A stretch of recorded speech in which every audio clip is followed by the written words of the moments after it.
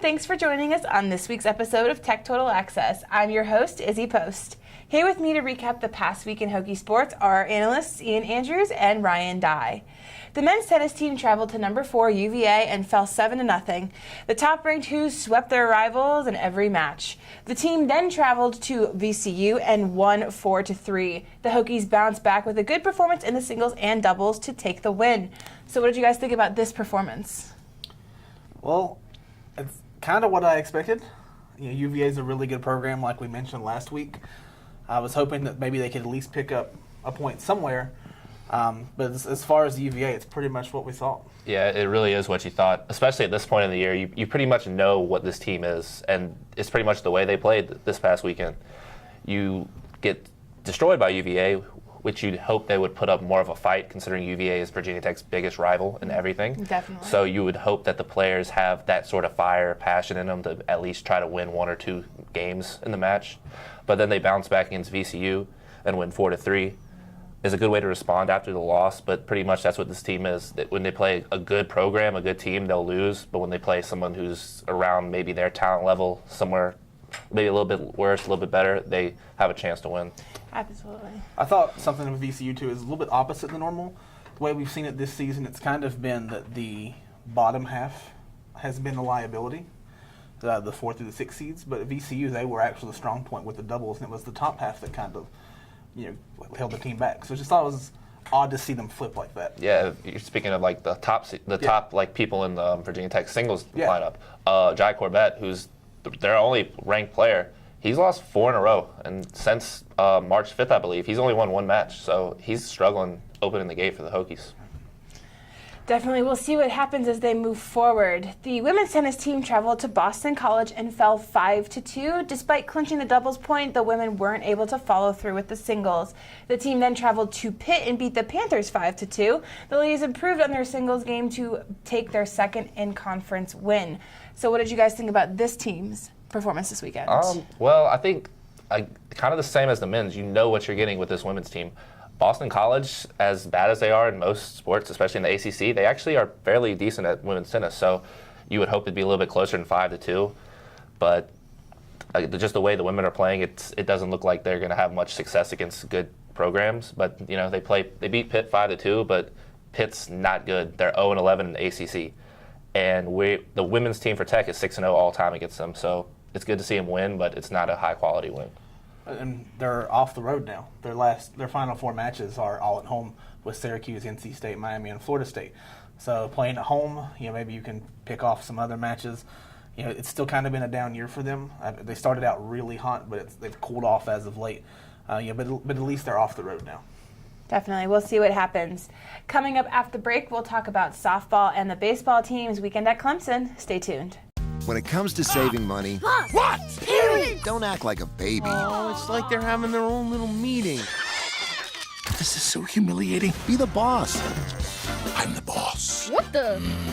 Power nap. You were saying. and make a budget. Let's get to work. Need a little help? Stacy, read back the notes. I can't read. What's it say? Create a personalized savings plan and get other tools and tips We can share. You obviously didn't go to business school. at feedthepig.org. We cannot be bystanders. We can stop to make sure someone is okay. We can warn someone when their drink isn't safe. And disrupt the situation. We can. Get someone the cab. Or walk them home safely. We can make campuses safer for our friends. Our roommates. Our classmates, our fellow human beings. We cannot be bystanders. We can. Intervene. It's on us. All of us. Learn how and take the pledge at itsonus.org. Welcome back to Tech Total Access. The baseball team traveled to Marshall but fell 1-3. Tufts was the only player to score in the 7th inning. The team then traveled to number 4 Clemson for a 3-game series and dropped all 3 games. Connor Coward was handed his first loss as a pitcher, and in the first game, the Hokies couldn't score enough runs to defeat the highly ranked Tigers throughout the entire weekend. So what did you guys think about this kind of slow performance from the Hokies? I was kind of thinking that maybe they could pick the one off against Marshall. As far as Clemson, I think we all knew this was going to happen. They were able to keep it respectable the second and third games, 3-6, 3-8 losses. That's much better than the 1-12 loss in that first game. Yeah, I think what this I mean, Marshall, you'd like to see them win against a school the size of Marshall. You know, they're not a Power 5 conference or anything. But when they got swept by Clemson, it kind of makes you look back to the Florida State series and maybe think that might have been a fluke because you're able to beat the number 1 team in the series, and then you come back against the number 4 team and get swept, only scoring. When you're scoring is your biggest threat right now, you only score 1 run in the first game and 3 in the second and third game. It makes you look like maybe that whole series is a fluke and that you're trending downward. I kind of wonder how long it'll be before a coaching change is made. I mean, we know last year there was some talk that it could have happened last year. A lot of people surprised that it didn't happen. You know, and with another season like this, you've had the high moments, but ultimately it's kind of been just a down season. Yeah, I mean, they've been scoring a lot, but that's only because they lead the nation in home runs with 59. If you look outside of their points without home runs, they're not scoring a lot. They're not getting on base a lot. So the pitching's not good.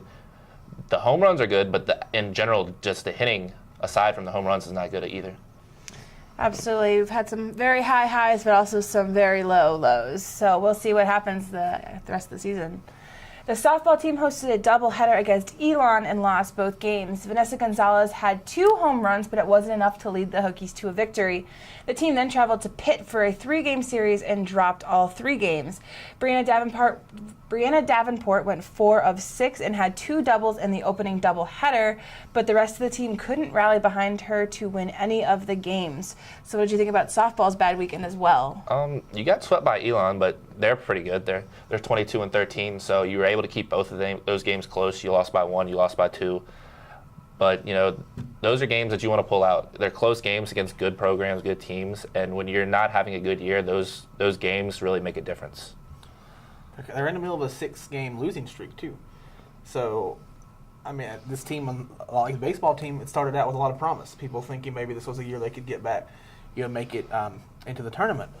But, you know, they're now 15-24 with a 5-13 conference record. That's just not going to cut it. And it's the same thing with baseball. How long is it until you see a change? Because we've seen Whit Babcock is not afraid to make a change when it's needed. Not only that, but they got swept by Elon, but then they got swept by Pitt. Pittsburgh was 2-11 in the ACC before the series.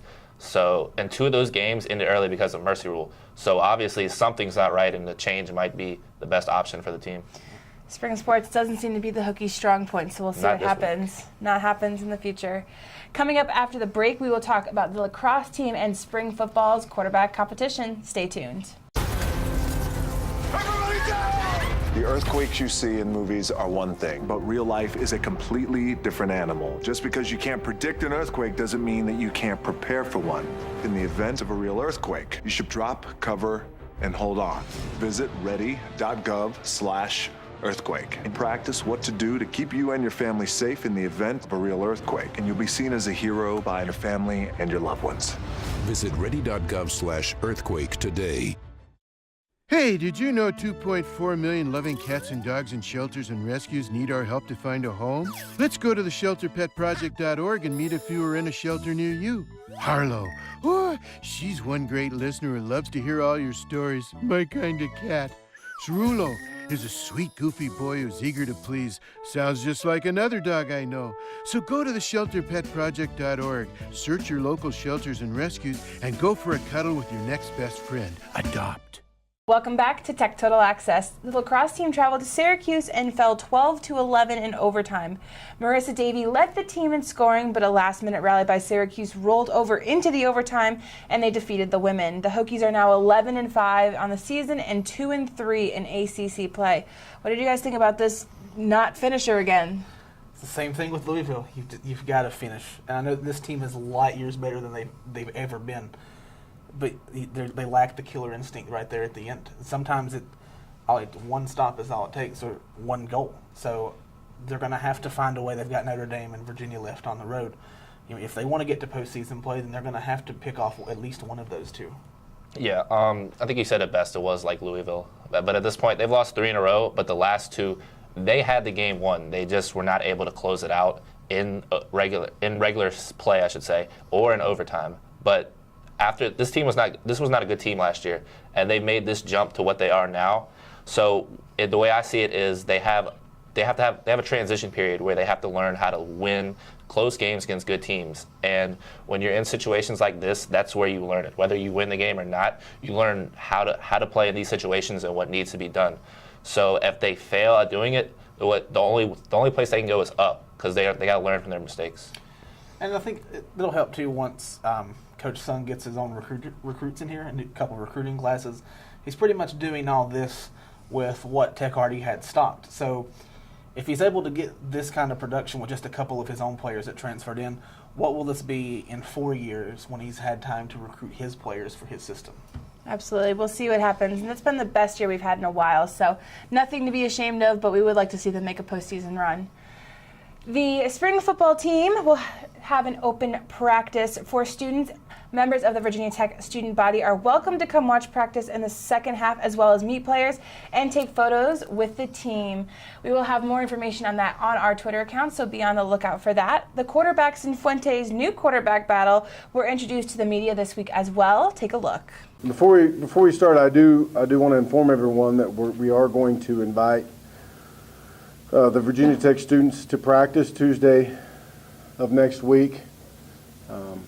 They play a huge role in making Lane Stadium what it is on game day.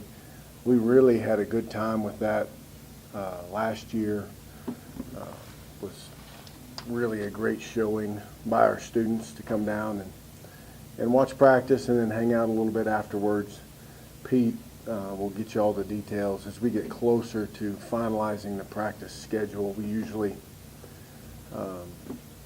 I set out a plan before spring ball starts, and then as we get into spring ball, we, as guys get beat up at one position or another, we tweak that plan moving forward. So I'd say it's a good advantage, but you got to continue to learn. We continue to put in new stuff, so I have to continue to know that. And going against Bud Foster's defense every day is a good challenge, and that just gets me better and better. So the blessing, man. Like, of course, I came here to play. I wouldn't be at this level if I wasn't trying to play. But it's just I just see right at the end of the tunnel, like it's the opportunity to go get it. You know what I'm saying? It's no time to waste. Probably say in the scrimmage on Saturday, it was a welcome to college moment from the defense because the quarterbacks were live. So I got a few good licks. Anybody in particular introduced himself to you? Terrell Edmonds. So what are you guys expecting to see from this new round of quarterbacks and this new quarterback battle?